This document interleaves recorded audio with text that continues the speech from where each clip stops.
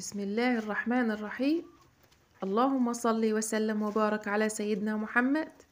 ازيكم يا حبايبي، عاملين ايه؟ يا رب تكونوا في احسن حال وفي اتم صحة ان شاء الله. ان شاء الله النهاردة حابة اشارك معاكم فيديو جديد، اتمنى ان شاء الله انه يعجبكم. الروتين بتاع النهاردة روتين وقت العصرية كده. طبعا زي ما انتم عارفين انا معظم روتيناتي يعني بتكون في الأوقات اللي يعني بعرف أصور فيها أو كده، بيكون عندي وقت بصور فيه. فمعظم الفيديوهات دايما بيكون التصوير العصر. طبعا انتوا عارفين ان العصر انا بطلع البهايم تتعشى. اللهم صل وسلم وبارك على سيدنا محمد. مش بيكون بقى العصر بالظبط، يعني انا بقوم من الساعة 2 كده، يعني انا بعد الظهر كده باخد لي ساعة او ساعتين كده راحة، وبقوم الساعة 2 بالظبط. اطلع البهايم بتاعتي تتعشى واعشي الطيور واشوف كمان العشاء بتاعنا احنا في المطبخ وكده. اللهم صل وسلم وبارك على سيدنا محمد. طبعا النهارده انا كانت سلفتي بتخبز الصبح، فما صورتش، ما عرفتش اصور حاجه يعني وكده وقت الصبحيه. طبعا كان عندي عملت غدا برضو، وعملت شغل في بيتي وحاجات ياما عملتها. بس طبعا رحت خبزت مع سلفتي وكده، وانتوا عارفين ان الخبيز بياخد وقت برضو، خصوصا ان احنا الايام دي اليوم قصير. يعني احنا في فصل الشتاء، وخصوصا شهر كياك بيكون اقصر الايام هي في الشهر اللي احنا فيه ده، شهر كياك. فطبعا ما عرفتش اصور، وزي ما انتوا عارفين برضو ان انا يعني ما بصورش عندي سلايفي ولا حاجه. سلفتي اللي بتيجي تساعدني ديت يوم الخبيز بتاعي برضو انا نفس الوضع، بروح يوم الخبيز بتاعها اساعدها. بتكون جايه لي كده من بالليل ان هي هتصبح تخبز وكده، فبقوم بدري بزياده شويه. انتوا عارفين يوم الخبيز بيبقى فيه يعني ايه، زي حاله طوارئ بزياده يعني، فبقوم بدري شويه. يعني يوم الخبيز يختلف عن اي يوم تاني، سواء الخبيز عندي او عندي سلفتي بقوم بدري عشان الحق اخلص البهايم بتاعتي واخلص طيوري واخلص بيتي ومطبخي برضو بدري بدري كده، ونروح للخبيز بدري عشان طبعا احنا هنا في الفلاحين يعني بنحب الشغل بدرية شوية، بحيث ان يعني الوقت ينجز معانا. وانتوا عارفين طبعا ان انا ما بصورش عند سلايفي ولا حاجة، يعني برضو هما مش حابين طبعا ان انا اصور عندهم، وطبعا دي خصوصية برضو ليهم وانا لازم احترمها. فطبعا ما بصورش عند سلايفي ولا حاجة. اللهم صل وسلم وبارك على سيدنا محمد. فعدى اليوم يعني ما عرفتش اصور، فما صورتش غير معاكم كده العصرية. حبيت بقى اشارك معاكم الاجواء العصر بتاعتي وانا بعمل وكده. طبعا يستحملوا الفيديو النهاردة، الفيديو طويل شوية يعني. بصوا الفيديو النهاردة طويل يعني، سامحوني طبعا واستحملوني في نفس الوقت برضو. عارفة ان انتوا يعني بسم الله ما شاء الله عليكم ناس جميلة جدا. يعني بمناسبة ان انتوا بتستحملوني، عايزة اشكركم على تعليقاتكم الجميلة في الفيديو اللي فات، والله ومش الفيديو اللي فات بس، كل الفيديوهات صراحة اللي انا بنزلها. يعني ربنا يا رب يجبر خاطركم ويرضيكم على كل كلمة طيبة بتقولوها في حقي، وكل كلمة او كل تعليق بتكتبولي، ربنا يا رب يجازيكم عني كل الخير. طبعا التعليقات دي انا بفرح بيها جدا، وممكن اكون مقصرة شوية في الرد على التعليقات. يعني انتوا عارفين برضو ان انا برد وكل حاجة، بس ممكن ارد على التعليقات متأخر شوية، ممكن تاني يوم، ممكن بعدها بيومين 3. ولكن والله العظيم كل تعليق بيتكتب يعني انا بأجراه، ما بفوتش ولا تعليق. اي تعليق بيتكتب لي برد عليه، يعني حتى لو ما ردتش بقى اشوفه. اللهم صل وسلم وبارك على سيدنا محمد. ومش بحب دايما ان انا اكتفي بقلب بس كده ليكم، لا والله بحب كمان ان انا ارد عليكم، لان انتوا فعلا ناس جميلة، ويعني تستاهلوا ان انا يعني تستاهلوا مني ان انا اقعد كده في لحظة تأني مع نفسي كده، ان انا يعني ارد عليكم زي ما بتكتبوا لي وبتجبروا بخاطري. واجب عليا ان انا طبعا ارد عليكم. بس طبعا اعذروني لو بتأخر شوية في التعليقات. بشكر كلكم بلا استثناء. اللهم صل وسلم وبارك على سيدنا محمد. حبيت طبعا اشارك معاكم برضو الاجواء بتاعت النهارده. يعني كان اليوم هيعدي والله من غير ما اصور، ولكن طبعا البيت كان فاضي صراحة. يعني احنا كنا في الوقت ده كانت الساعة 2 الظهر. والله العظيم لا ابو امير ولا ياسمين ولا امير، محدش كان في البيت ابدا. ياسمين وامير طبعا في مدارسهم، اللي بيطلعوا من المدارس على الدروس، وابو امير كان بره ما كانش هنا. طبعا يعني بعد شويه كده هيجوا يحضروا معايا. يعني باقي الفيديو هم كانوا طبعا خلاص هم جم بعد العصر في البيت وكده. يعني حتى ياسمين بدأت تصورني شوية وأمير صورني شوية. يعني اللي كان بيحضر كان بيصور. وبجد بجد أنا بشكركم برضو على كلامكم الطيب لياسمين والأمير. ربنا يا رب يجبر خاطركم ويرضيكم. والله العظيم عايزة أقول لكم إن عيالي بيفرحوا جو بالتعليقات. يعني بيخشوا على التعليقات وبيشوفوها، وبيكونوا مبسوطين جدا لما بيلاقوكم ان انتوا مهتمين بيهم، رغم ان هم يعني هم من نفسهم شايفين ان دي حاجة بسيطة، ولكن شايفين منكم تقدير كبير ليهم. فبجد والله العظيم والله العظيم يعني انا بشكركم من اعماق قلبي. وكمان بشكركم بالنيابة عن عيالي كمان. ربنا يا رب يجازيكم كل الخير ويجبر خاطركم ويرضيكم ويحقق لكم كل اللي تتمنوه. طبعا طلعت البهايم تتعشى وكده، وبرضه بعشي الطيور، بس ما صورتش بقى يعني وانا بحط اكل الطيور يعني. دخلت بقى البيت. انا كنت عامله عدس، شوربه عدس اللي هي العاديه ديت. طبعا اللي بعمله ده عيش. دلوقتي العيش اللي انا خبزته معاكم الفيديو بتاع الخبيز، كنت عامله معاكم العيش التبطيط ده اللي هو معجون بميه وخميره بس، من غير لا لبن ولا اي حاجه خالص. وبسم الله ما شاء الله، شايفين منظر العيش عامل ازاي. اللهم صل على سيدنا محمد. شوربة العدس بتاعتي انا بعملها عادية خالص، ما فيهاش اي حاجة. زي ما شفتوها كده على النار، كانت عدس، حاطه معاه جزرايه، حاطه معاه طماطميتين 3 كده وبصلايه، وحط عليهم شوية المية وحطيتهم على النار لحد ما العدس استوى بالجزر بالطماطم بالبصلاية، ده كله استوى في بعضه كده. وكنت حاطة معاهم معلقة سمنة فلاحي. ضربت الكلام ده في الخلاط. اول ما استوى ضربته في الخلاط وعملت بيه شوربة العدس بتاعتي وغليتها على النار، مفيش اكتر من كده. بعد كده طبعا جبت العيش، شقتين العيش دولت من العيش اللي انا خبزته معاكم، كسرتهم كده قطع صغيرة يعني. وبدأت برضو بمعلقة سمنة فلاحي. طبعا السمنة الفلاحي بتاعتي بدأت تخلص، ولكن انا عندي في التلاجة انا حايشة في الفريزر حتة زبدة برضو من ايام. طبعا انتوا عارفين انا كنت حايشة زبدة لاستخدامي انا في البيت، زبدة من الجاموسة بتاعتي من ايام ما كان فيها الخير، من زي اليومين دول كده. فهطلع بقى قطعة الزبدة اللي عندي دي ان شاء الله، وابقى اسيحها كده عشان يعني انا دايما بحب السمنة الفلاحي دي ما تنقطعش من بيتي وكده. بقلي بيضة، بعمل حاجة لعيالي تكون موجودة يعني. خدت معلقة سمنة فلاحي وحمرت بيها العيش زي ما انتوا شفتوه كده. ده طبعا العدس بعد ما استوى كويس وضربته كده في الخلاط، وحطيته على النار غلى يا دوب، خد غلوة كده. طبعا حاطة معاه كده رشة فلفل اسمر ورشة الملح بتاعتي، مفيش اكتر من كده. وبسم الله ما شاء الله كانوا شوية عدس، يعني شوربة عدس. والله العظيم الجزراية عطية العدس لون كويس جدا، لون يعني يمكن الكاميرا كمان مش موضحاه زي ما هو في الطبيعة. اللون اللي هو اللون البرتقاني ده طبعا بسبب الجزراية اللي انا حطيتها، وكمان عاطي العدس تجلي كمان، يعني متجل العدس معاه.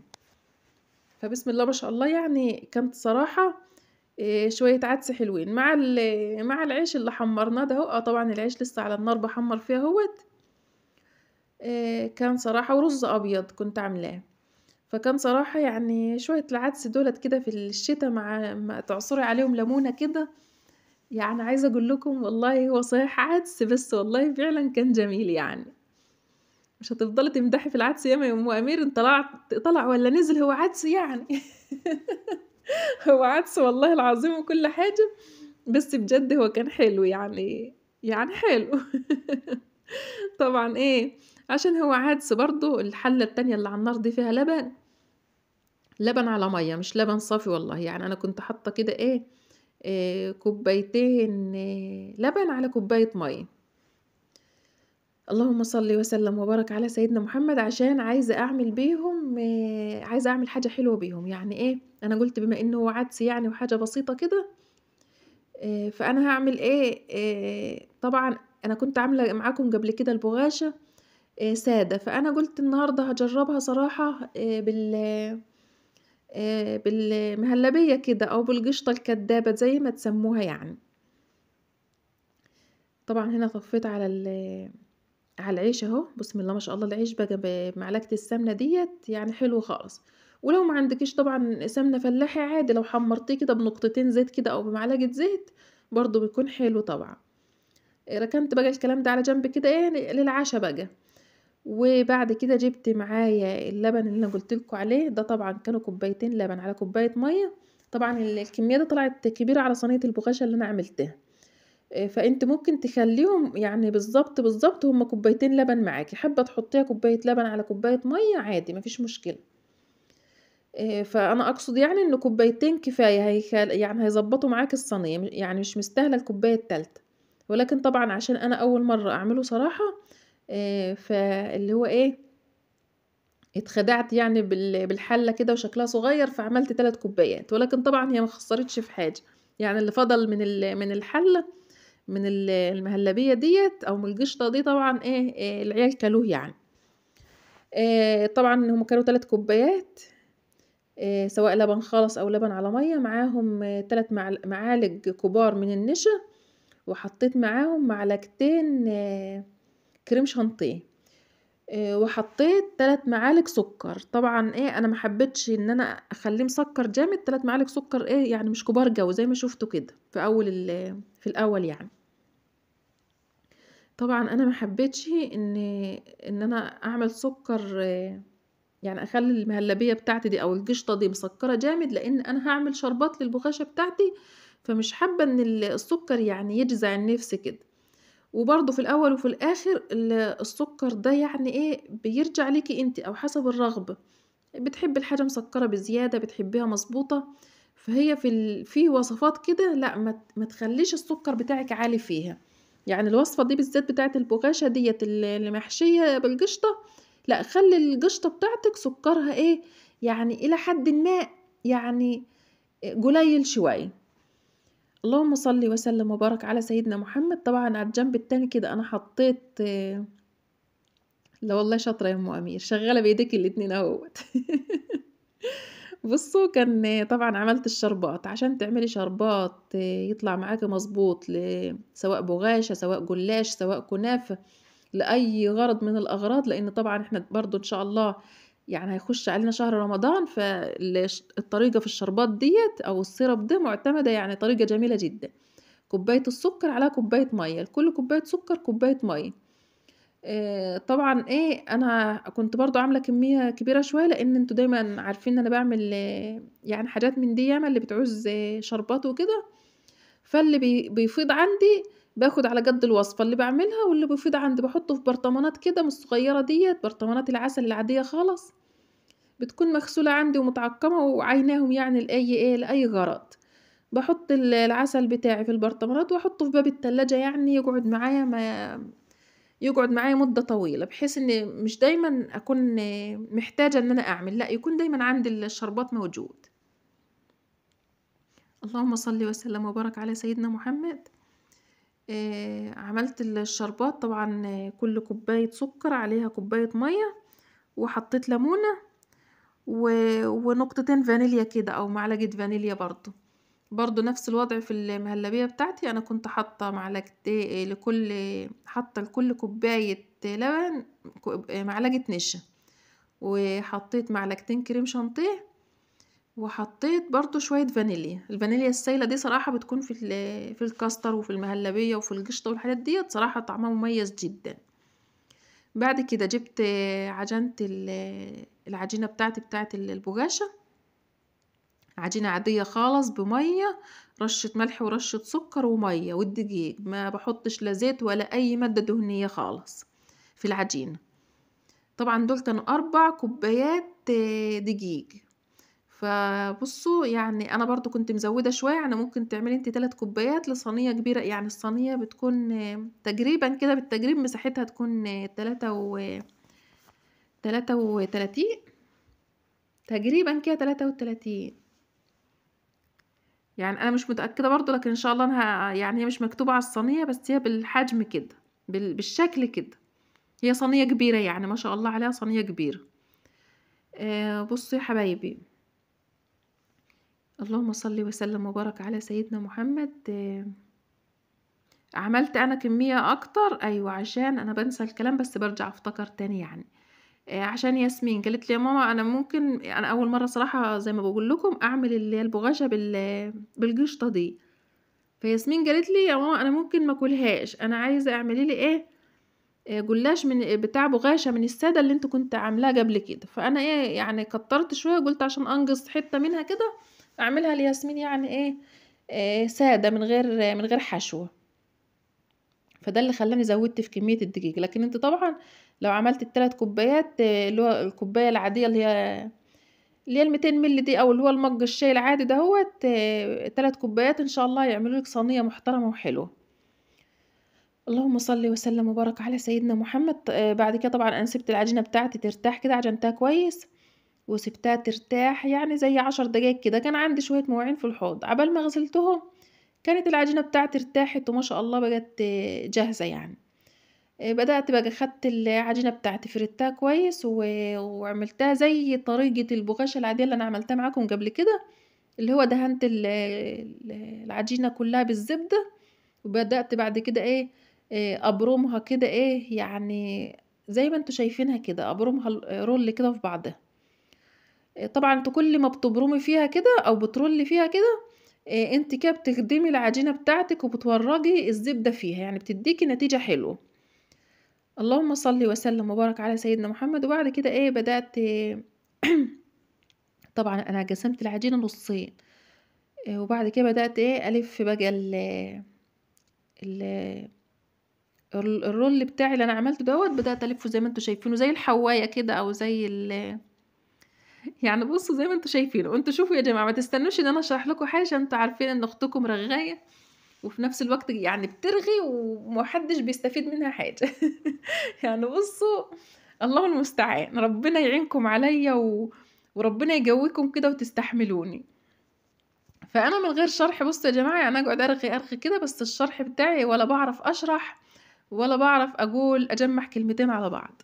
فهو انتوا اتفرجوا على الفيديو وما تستنوش من اختكم ايه يعني انا بفكر اعمل لكم الفيديوهات صامتة بعد كده يا جماعة. فانتوا يعني قولوا لي برضو ايه رأيكم في الموضوع، تخش الفيديو كده يعني في هدوء وصمت كده اريحكم من الرغي ولا ايه؟ يعني انتوا اكتبوا لي برضو في التعليقات وقولوا لي. طبعا امير ابني كان بصوا شوية حران وشوية سجعان، يعني صراحة الواد ده مش عارفة ايه وايه بالظبط. طبعا انا كنت جايبه له كده ترنج جديد، فهو كان فرحان بيه ولبسه. بعد شويه لقيته راح قلع التيشيرت الفوجاني دهوت وقال لي اصل انا حران يا ماما. قلت له هو طبيعي، كان الفرن بقى شغال في المطبخ، فصراحه كان المطبخ سخن يعني. طبعا انا فردت على دقيق عادي خلاص، مش على زيت ولا حاجه. اللهم صل وسلم وبارك على سيدنا محمد. طبعا عملت كده قسمت العجينه 2 وعملتها زي ما انتوا شايفينها كده. وحشت الياسمين، يعني كل اللي حشتهم الياسمين يا دوب 3 بغاشات بس من العجينة، قصيت منها 3 حتت كده، 3 قطع. وامير برضو حابب ان هو يساعد يعني، فما فيش مشكلة يا امير، يعني بص اللي يطلع من ذمتك اعمله. يعني بص برضه عشان اخواتي اللي مفكرين والله امير هو بيغسل ايديه، يعني عايزه اقول لكم امير نضيف نضيف قوي يعني.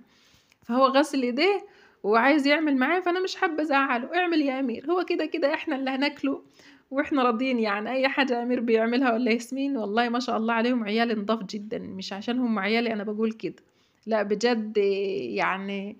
والله العظيم يعني ممكن يكون صحيح لبسنا على قد حاله، يعني امورنا على قد حالنا كده، بس والله من حتة النضافة لأ، بجد دايمًا بيغسلوا إيديهم والله من غير ما أطلب، يعني مش باقول لعيالي كده قوموا اغسلوا إيديكم ولا الكلام ده لأ، يعني من نفسهم كده ألاقيهم بيغسلوا إيديهم وييجوا يقولوا: "ماما أنا هاعمل معاك أنا غاسل إيديّا." طب يا حبيبي أو يا حبيبتي اعملوا، فأنا مش باحب أزعّلهم والله. ربنا يا رب كده يصلح حالهم يا رب ويسترهم في الدنيا وفي الآخرة، ويصلح حال أولادكم يا رب ويبارك لكم فيهم، ويجعلهم يا رب كده ذرية صالحة بارين بيكم يا رب. ويسترهم دنيا وآخرة يا رب اللهم آمين.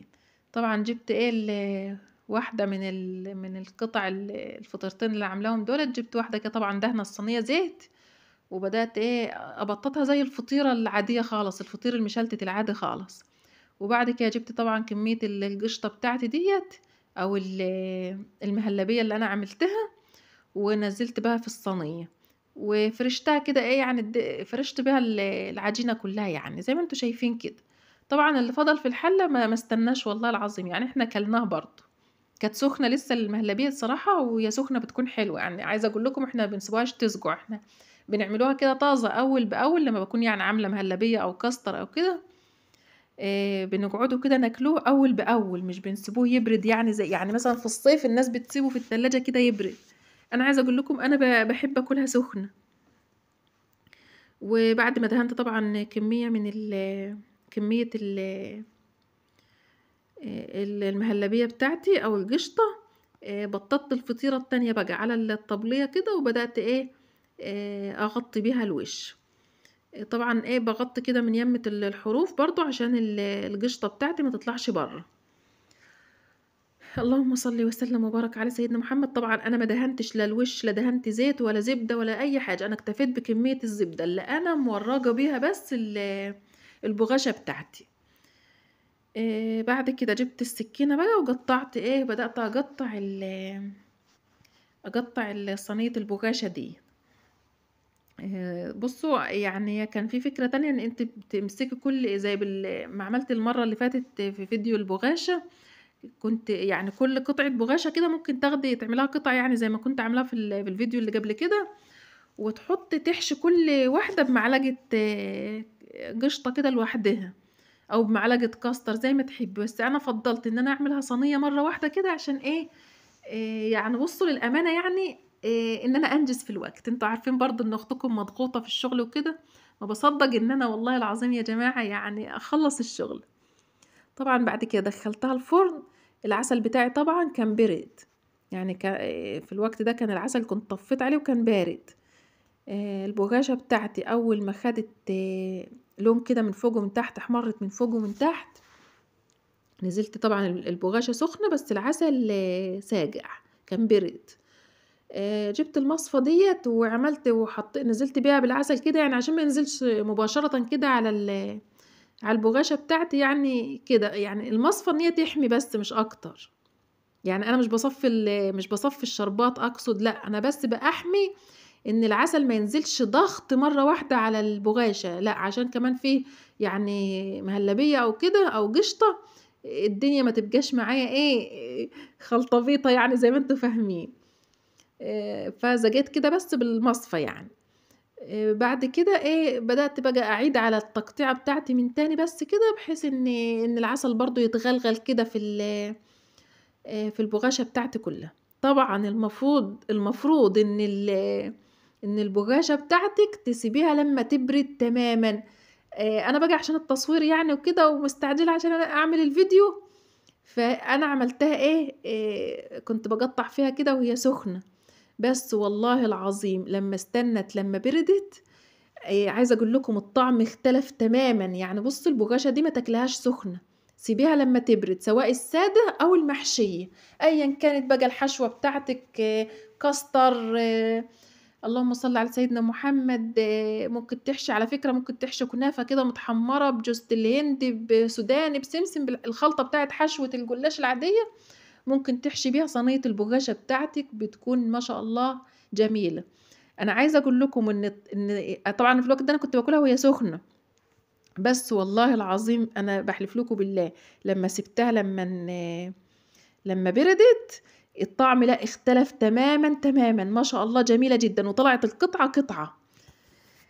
طبعًا أتمنى إن ما أكونش صدّعتكم بكلامي النهارده، وأتمنى طبعًا اللي وصل معايا لحد كده من الفيديو وعجبه الفيديو، أتمنى بالله عليكم تحطّوا لي اللايكات، واللي ما اشتركش في روتين الفلاحين وعجبه، أتمنى يشترك معايا وينوّرني في قناتي المتواضعة اللي إن شاء الله هتكبر بيكم، وأتمنى أشوفكم على خير في فيديوهات جديدة شيّقة وممتعة ومفيدة، والسلام عليكم ورحمة الله وبركاته.